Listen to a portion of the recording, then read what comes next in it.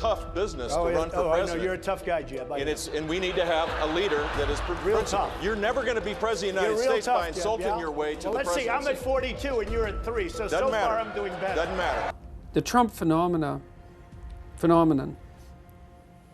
probably worries me less than people think it should. But there are reasons for that.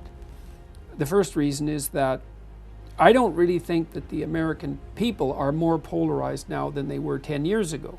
And the reason I think that is because for 20 years, 50% of them have voted for Republicans, 50% of them have voted for Democrats. It hasn't moved.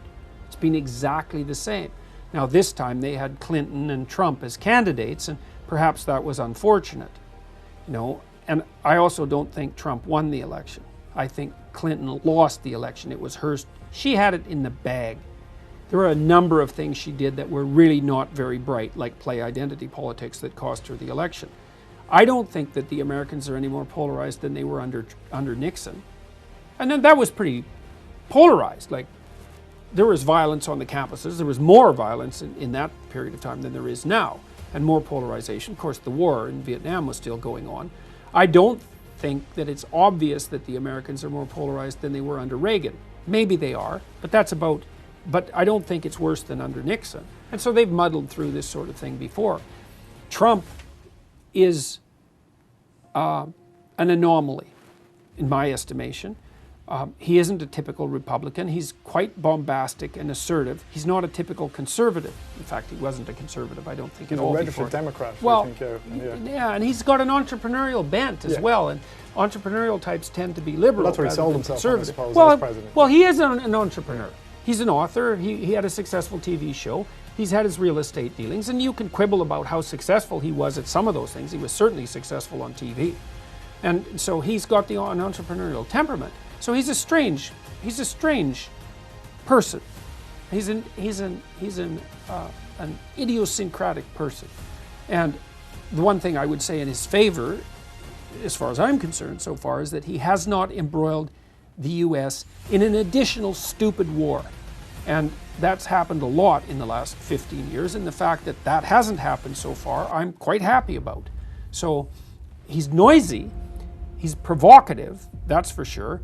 He seems impulsive, although it's hard to tell how much of that is crafted, He's definitely disagreeable, which is quite interesting, and that comes out in his Twitter behavior and so forth, and in the way that he handles his political allies, for that matter. He's certainly not currying favor, and you can make the case that he's a divisive figure, and perhaps that's the case. But at least on a global scale, from the outside looking in. You're traveling through America. I'm not. America's very more upset than I've seen it. People are more upset in the United States than I've seen. Certainly, I lived there for 6 years in the 90s, and people are more upset now than they were then. The tension is palpable. But I'm not convinced that that reflects a genuine polarization on the part of the populace itself. There's lots of factors at play. What I'm hoping for is a return to normative incompetence among politicians. That would be really nice. Moderate left, moderate right, reasonable discussion, certain underlay of ineradicable corruption, small-scale corruption that you always see in political systems, but none of this ideological excess. That would be lovely. Reasonable discussion, I think, is the... Well, reasonable stupidity. You mentioned earlier, that Chris Rock's proposition that we're all fools. It's like, true enough, and that's basically what we can expect from our politicians as well, but there's a kind of normative foolishness that would be a real relief in my estimation. And so I'm hoping that's what happened in my home province, because we had a government that were nominally centrist. They were the Liberal Party, which is the centrist party in Canada, but they were really quite radical leftists and didn't really give a damn about the fact that the party they had taken over was traditionally Canada's centrist party. And they were pushing ideological nonsense, and they got absolutely thrashed in the last election, virtually lost official party status from a majority. And now we have a center-right premier who I'm hoping will be normally incompetent for the next 4 years. That would be just exactly what we need. So I'm not too worried about about the situation in the United States. I think the Americans have been through far worse than what they're going through now. The economy's in reasonable shape, although people argue about how sustainable that is. I think what's happening in North Korea is extremely interesting.